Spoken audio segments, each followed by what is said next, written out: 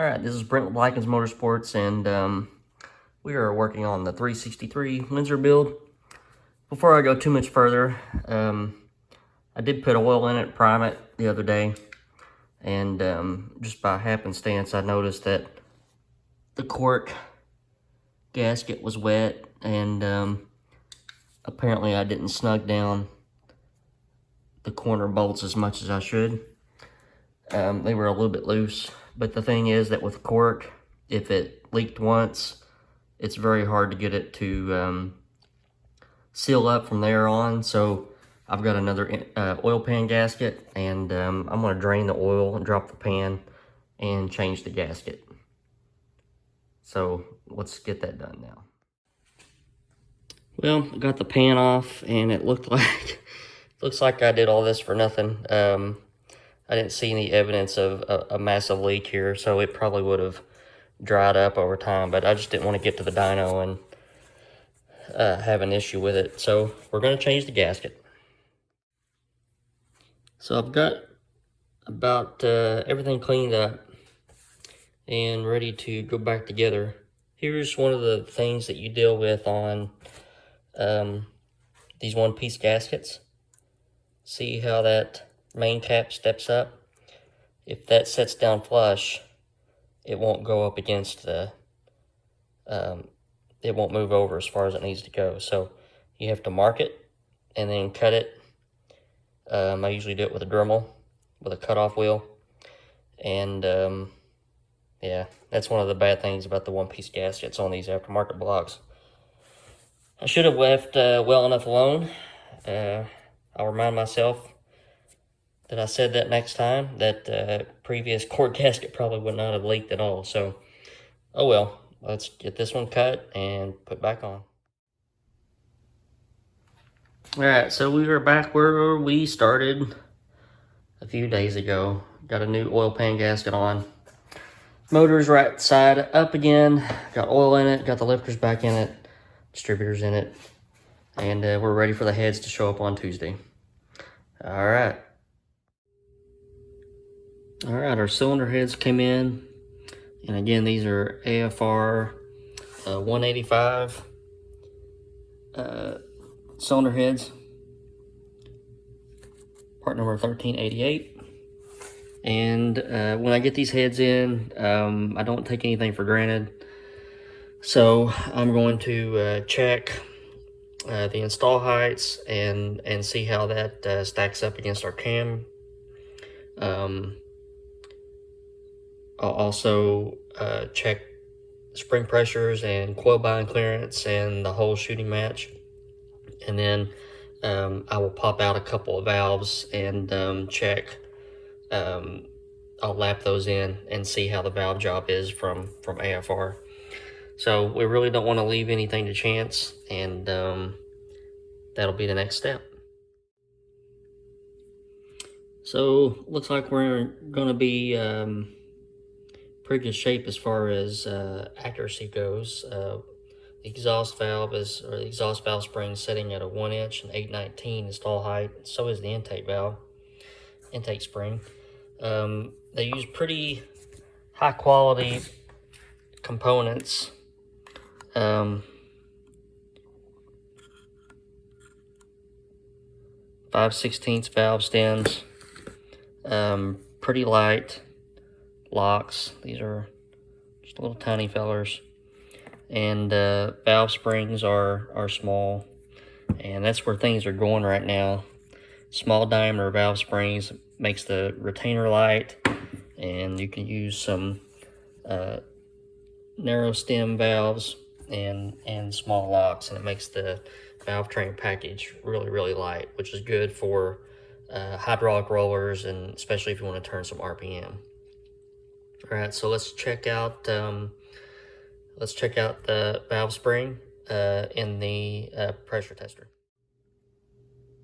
All right, so at our install height of 1820, we are setting at about 130 pounds seat pressure, and that's fine for these small block Ford valves. Small stem and just a small lightweight valve, that's plenty of seat pressure.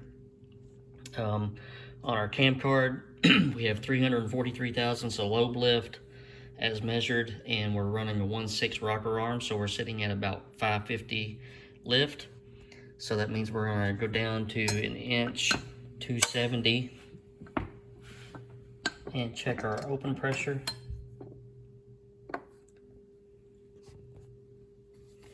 And 330 pounds thereabout, which is, again, is plenty for a lower RPM, smaller valve train, lighter valve train engine.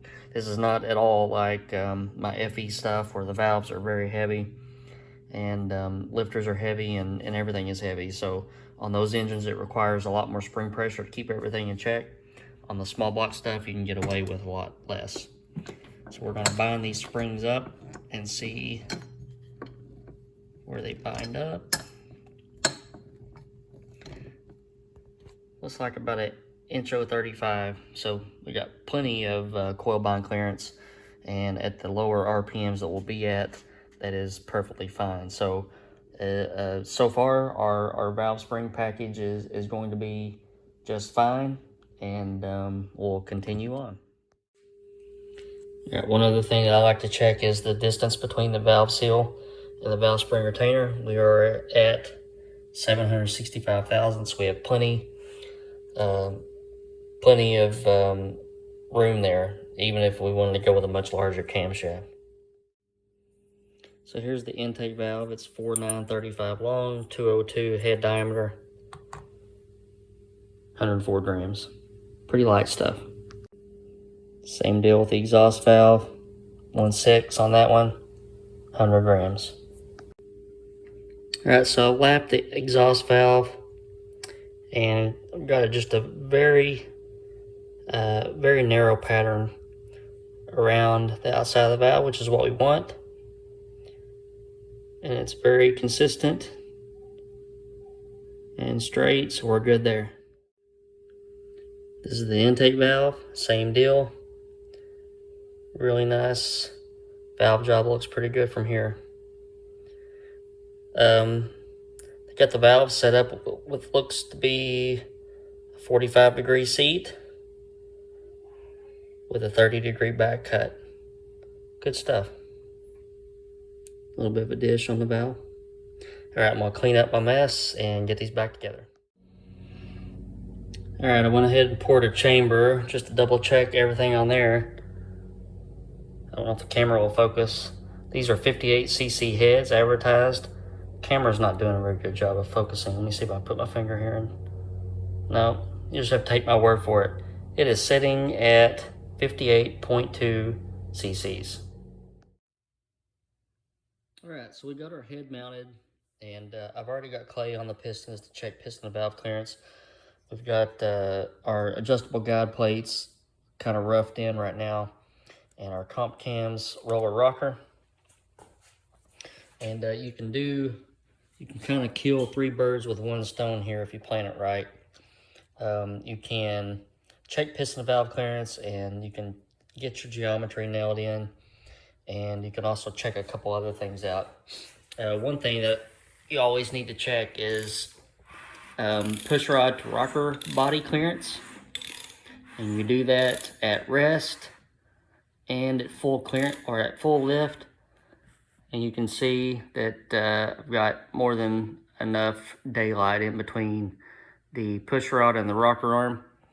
And then we also look at the trunnion of the rocker arm to make sure that it's not contacting the rocker arm stud down here where the radius part is. And then you want to make sure that you got plenty of clearance between the ratchet hitting the floor, the valve spring, and the rocker arm body there. So I can take this rocker arm off. Again, I was using my solid lifter or my modified hydraulic lifter. Now it's solid, so that I can do this without worrying about collapsing the plunger, the push rod. I'm dropping all kinds of stuff. And so you can see how big my fingernail is here. This is a 8mm valve stem, 5/16 roughly. We've got the geometry nailed down to about a 40 5 to 50 thousandths wide pattern. And it doesn't need to be dead centered on the valve stem. You're aiming for low sweep. Obviously, you don't want it hanging off one side or down on the other side, but you want it pretty near the center. But we got both of them that way, and I was able to take some measurements before I started my video, and we're going to end up with a 6275 push rod length. So I already have those on order from Trend. I should have those in a few days. So now we're going to pop the head off and check out our clay and make sure our piston and valve clearances are right. All right, so here's what we're looking at. We're in good shape with everything, but I'm going to mic the tightest parts here first. I'm going to get that piston closer to top dead center. Oh, went the wrong way.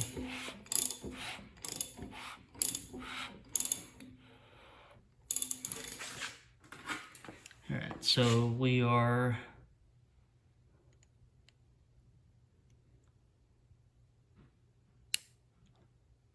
about 120 radial on the intake side.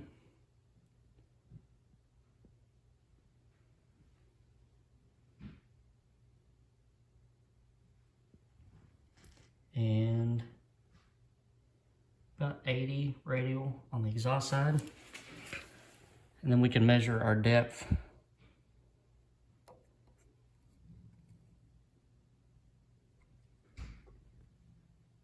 .273 intake.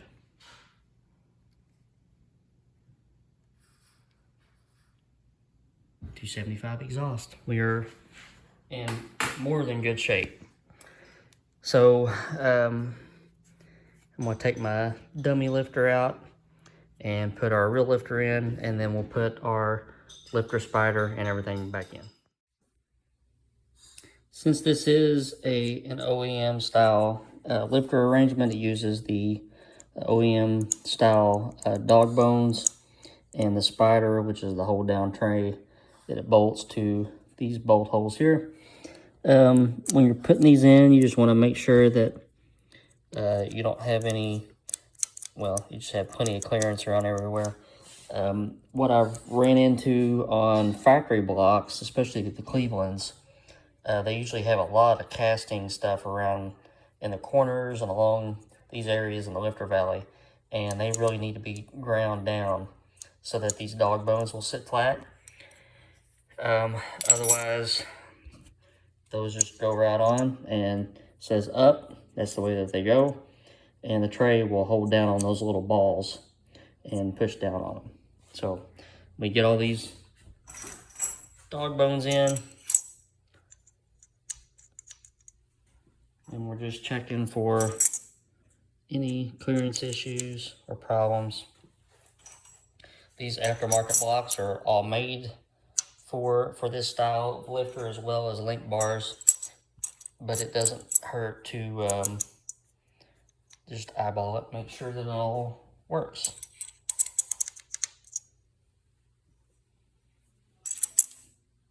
And there we go. And I'm gonna wash the spider, the hold down tray, and we'll get that bolted on. All right, so once we have the lifter hold down tray in position, these are held on by these two 1/4 20 bolts. You get blue Loctite on those, and they get torqued at 20 pound-feet. Then once everything is in position, you just want to make sure, you roll the engine over, make sure that none of these dog bones move. If you get a movement, if they try to come up off of this boss right here, then it means something isn't right. You need to check it out. I have my very best helper with me, and she's going to go ahead, baby, roll the engine over, and we're going to check for any binding. Just keep on going. You can go as fast as you want to go.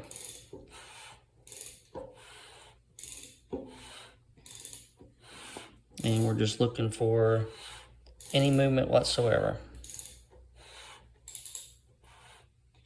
Oh, I just saw it. That one moved up. Well, the lifter will move, baby.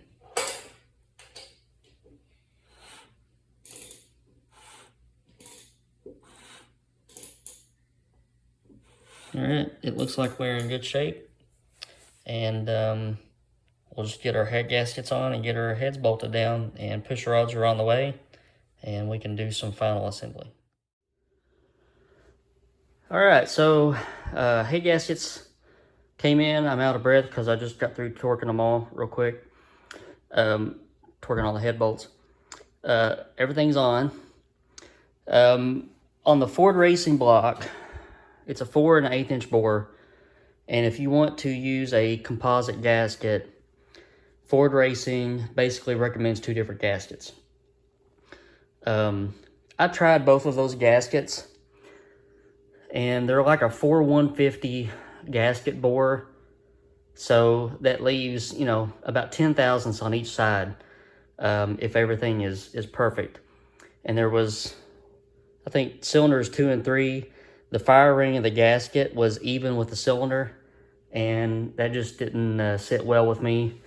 If it got any heat at all, it would expand and expand into the cylinder, and we don't want that. So I had some 4200 bore Cometics, and that's what is on it now. When you use a Cometic head gasket, there's a couple of things that you have to watch out for. The gasket tab, it's not so bad on the Cometic. On the Felpro MLS gaskets, it's really bad. This tab does not come up to this face of the cylinder head, so there's a gap there, and if you don't catch it and fill it full of silicone before you put the head on, it'll leak. Like I said, the Cometics are not bad at all. You can see that it comes up to that face.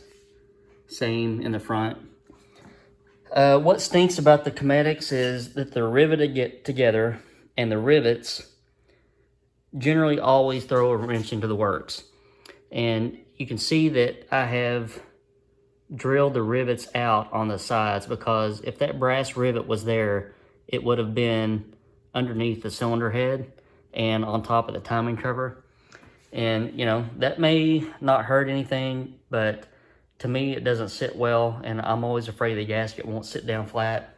So, same deal with here. You can see how it's, when you torque the head down, that it kind of distorts the gasket tab right there. So I drill that rivet out. I drill that one out. Same deal with the other side. That one has to come out, and that one has to come out. And when you drill them, I just, to be precautionary, I just give them a really light coat of copper coat, and then bolt them together. So that gives me a warm and fuzzy feeling that everything's right. I don't know why they recommend those Felpro composite head gaskets. I'm sure somebody, you know, somewhere has slapped that combination together probably 100 times, and it may have worked, but it just doesn't look right to me. So we'll do the right thing and correct it. So another thing, you know, you expect this with link bar lifters, that on a short deck Windsor 8200 deck, you can't get the lifters out with the heads on. You don't expect it from the OEM style, but that's the case on this block. If you were to try to pull this off and your dog bones and try to get the lifters out, they won't come out. So that kind of stinks, but they're in there. And what I'm going to do now is go through, and I don't have my push rods yet. They'll probably be here the first of next week, but I can take my adjustable push rod and a rocker arm, and if you notice, these are adjustable guide plates, and I can go through and line those up and then torque my studs down. Another thing that you need to watch out for, this is an exhaust rocker stud. It's a blind hole.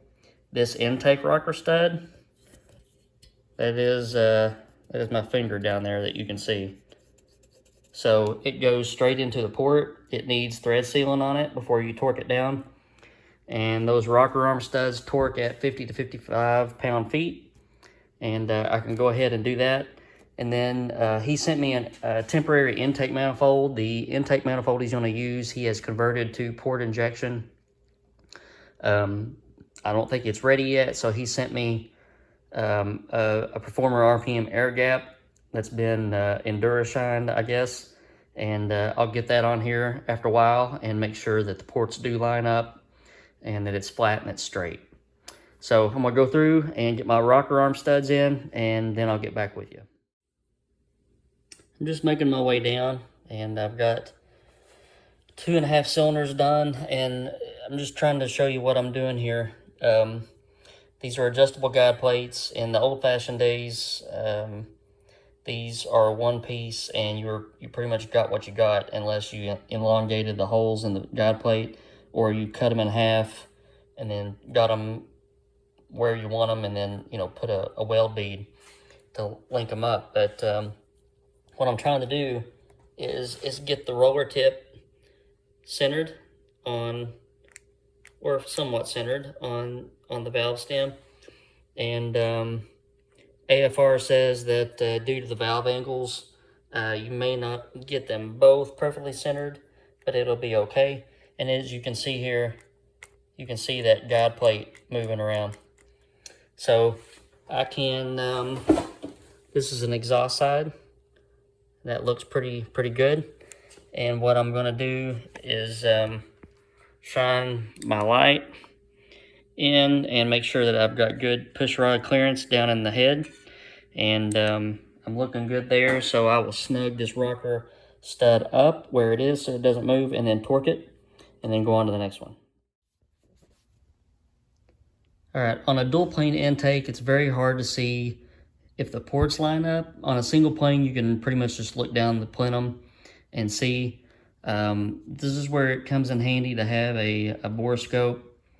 The top of the port is on the left side of your screen, and this is just a gasket mock-up, and I think we're going to be in pretty good shape. The roofs line up pretty good, and the floor is above the floor of the head. That doesn't make any difference. The roofs are the most important part, and the sides line up. So we're going to be good. This is a temporary intake. I really didn't want to have to cut it if we didn't need to.